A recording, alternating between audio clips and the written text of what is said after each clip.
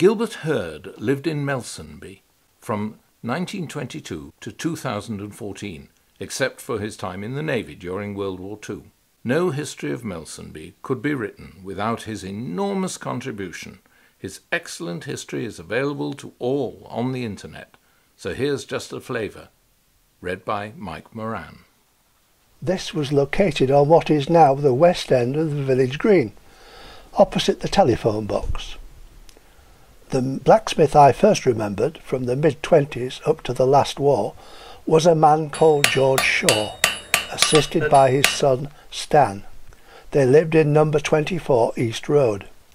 The old shop was a low building with an earth floor, with just a few paving stones where he worked between the fire and the anvil, and a few more into the shop where he shoed the horses. The anvil stood in the middle of the floor with a tub of water for cooling the hot iron and tempering the picks and drills. It was a gathering place for the old men and men who were out of work. I used to go in and sit and listen to them.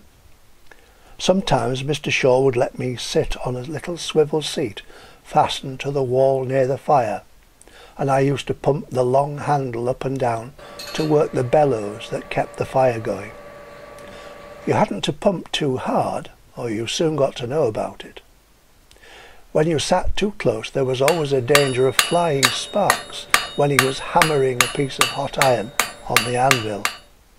If you got one down the back of the neck, it used to make you jump around a bit. People often ask me what was the most important thing in the village in my youth, and I always tell them the same thing: the village pump. If you didn't like church, you could go to chapel. If you didn't want to send your children to the top school, you could choose the bottom school. And you had a choice of grocers, butchers, blacksmiths, joiners, and even undertakers. But there was only one pump, and it was the lifeblood of the village. Every household had to use it at least once a day for drinking water, and, in a dry time, no water for washing, etc. Just think of having to carry 2 buckets of water from where the imitation pump is now, to the rectory or to the top of East Road. But there was no alternative.